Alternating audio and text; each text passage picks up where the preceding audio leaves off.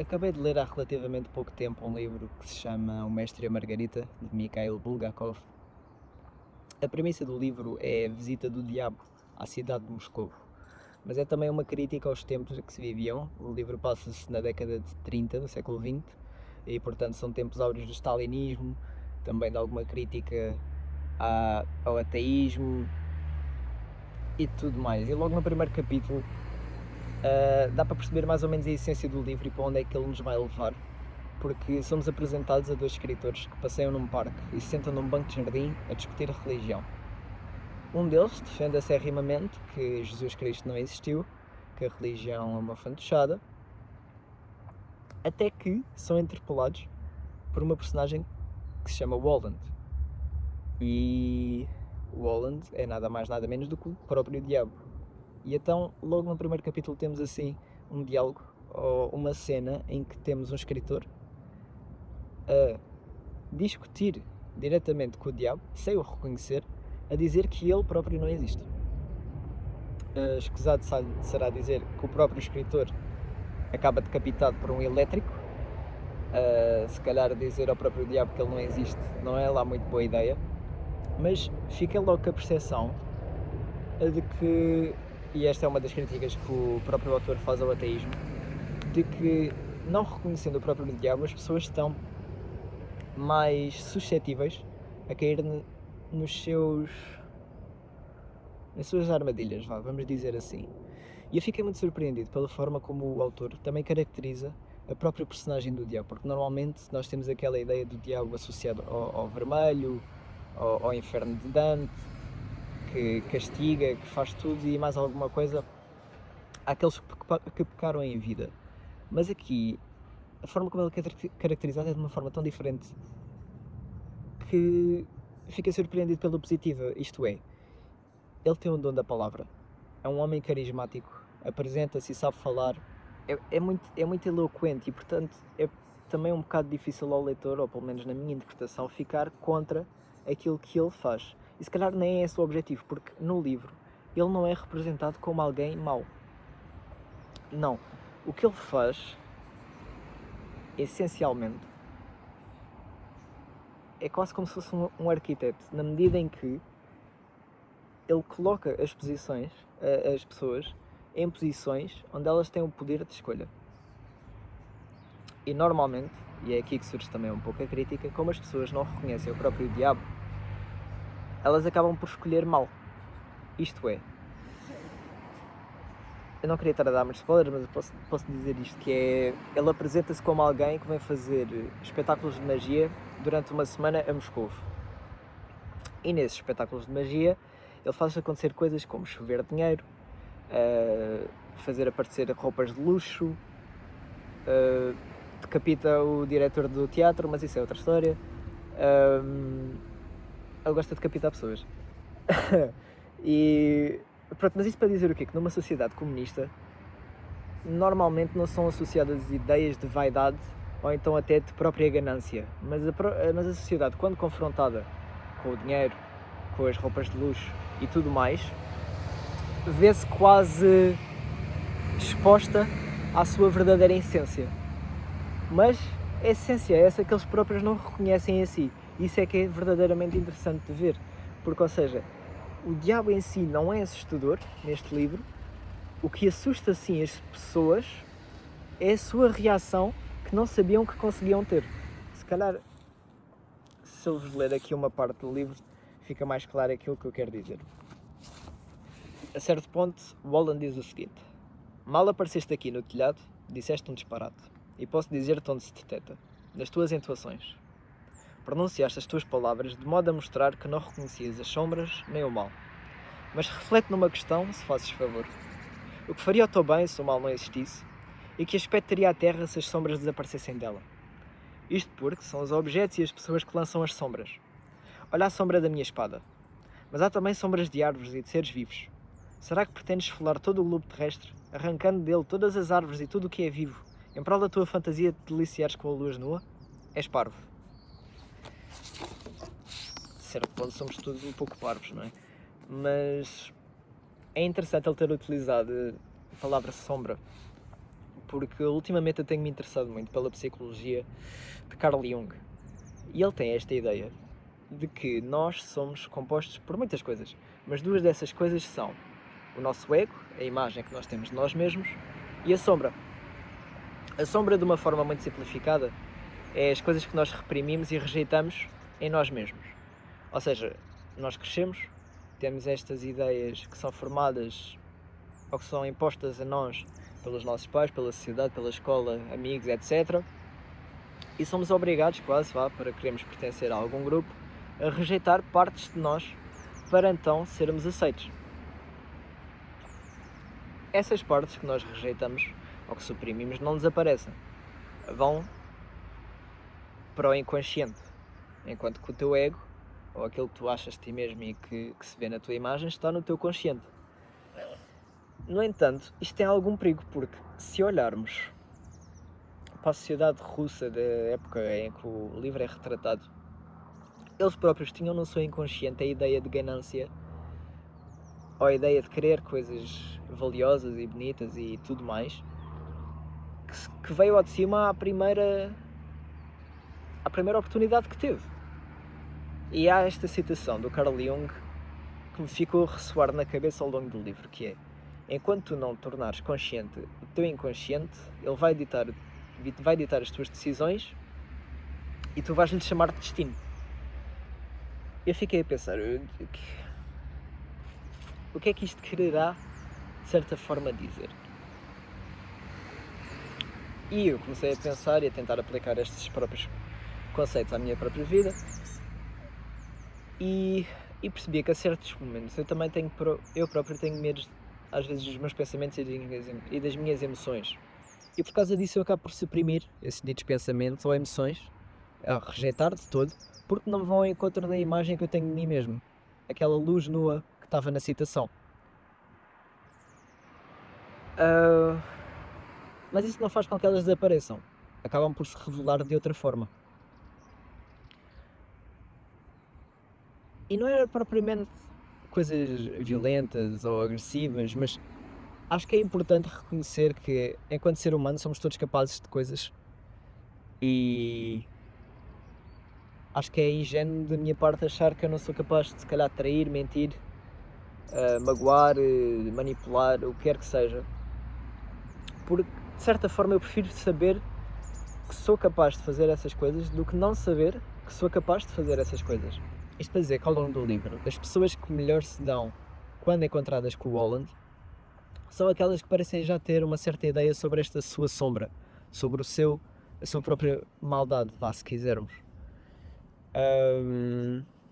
E uma delas é Margarita, que foi uma personagem, a seguir ao Holland, se calhar a mais interessante do romance. É interessante porquê? Porque a Margarita é uma mulher casada desde os seus 19 anos. Ela vive no último andar de um palacete, tem muito dinheiro, o seu marido trata bem, ela é inteligente, bonita, não tem uma vida difícil, não tem uma vida de sofrimento, vamos dizer. E às vezes, quando estamos rodeados de pessoas, acontece sentirmos sozinhos, porque a verdadeira solidão não vem da companhia, mas sim de não nos sentirmos ouvidos ou compreendidos por quem está connosco. E ela provavelmente sentia-se assim. E durante muito tempo viveu assim com o seu marido.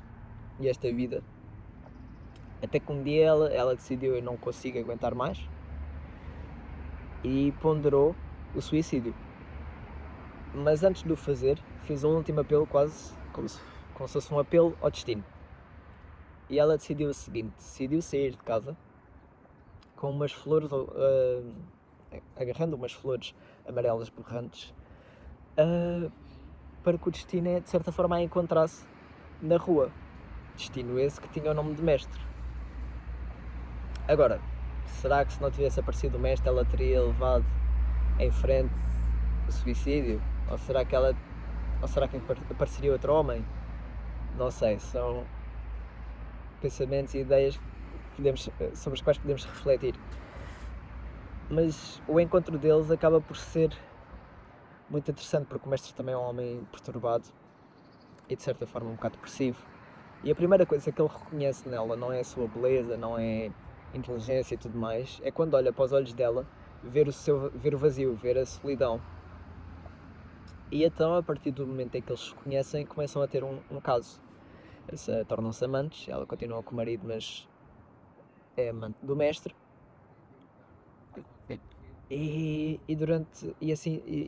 vivem assim durante algum tempo, até que o mestre depois acaba por desaparecer por causa dos seus próprios problemas de saúde mental. E a Margarita fica destroçada.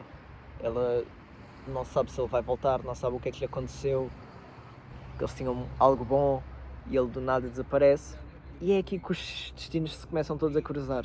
Ela encontra-se com a comitiva do diabo e faz de certa forma um acordo, que é o seguinte: o diabo, a todas as cidades que vai, organiza um baile, e o baile precisa de uma anfitriã ou de uma rainha, e ele escolhe a Margarita para ser essa rainha, principalmente porque ela começa a aceitar lados de si que antes não via na sua própria imagem, ou seja, começa a integrar a sua própria sombra. A partir do momento em que começou a ter aquele caso com o mestre, porque ela não tenta culpar as outras pessoas por aquilo que ela é, ela não diz que a tratam mal, não diz nada mais, ela percebe que vem de si esta necessidade de sair dali e também de ter outras coisas na sua vida. E então ela faz um acordo quase com o próprio diabo, que é: ela torna-se rainha do baile, e em troca, quase, ela salva o mestre, ou o diabo salva o mestre. Mas todo este processo, por assim dizer, dela se tornar rainha e tudo mais, é ao mesmo tempo assustador e extremamente belo, porque algumas das imagens ficam-nos na mente, porque há,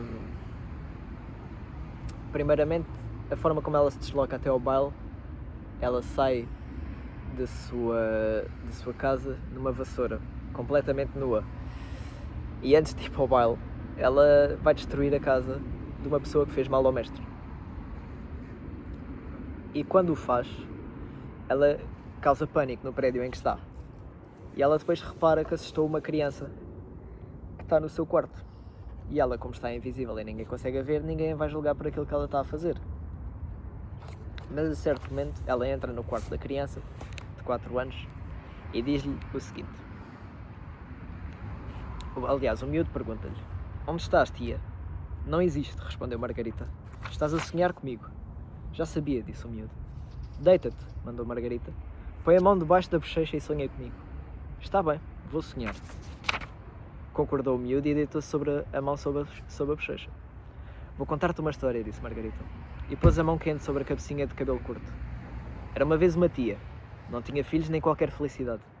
Então primeiro chorou muito e depois ficou má. Margarita calou-se, retirou a mão. O rapazinho dormia.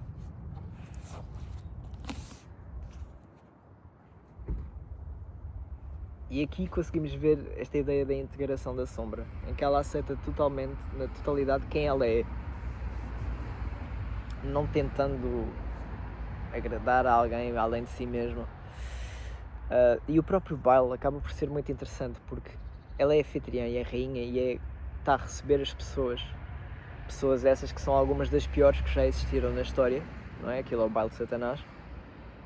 Mas ela está nua, e eu comecei-me a ponderar o que é que isto quererá representar, não é? Se ela está nua, ela está exposta na sua totalidade a algumas das piores pessoas que já existiram na história.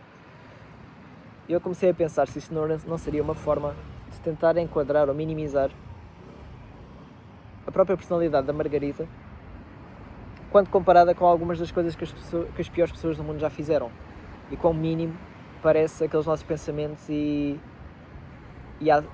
emoções que nós rejeitamos.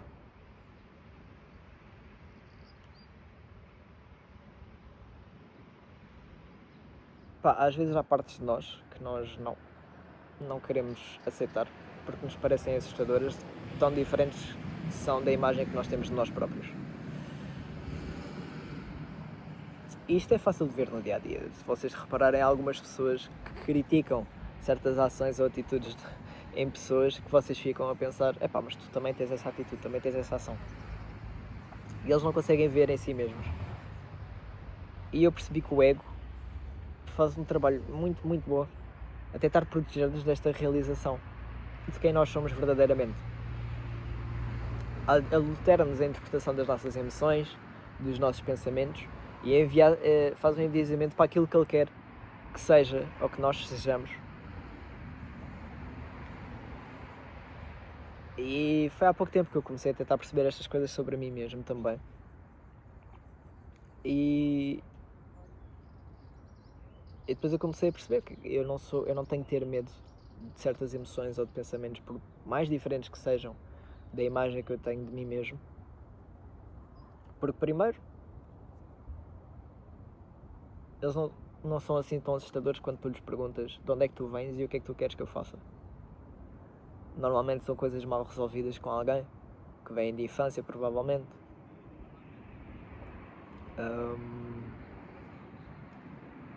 E segundo, eu não sou esses próprios pensamentos nem emoções.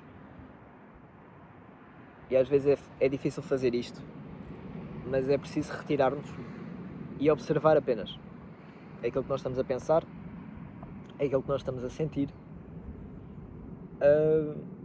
e não julgar, sobretudo. Acho que essa é a parte mais importante que eu retiro aqui do livro, porque nenhum de nós é luz nua, como disse Walland, e rejeitar a sombra dentro de ti mesmo é rejeitar uma parte de ti. E tu nunca vais conseguir, se calhar, compaixão, ou viver plenamente, ou ser tudo aquilo que tu podias ser, se rejeitares metade, ou qualquer parte que seja, de ti mesmo.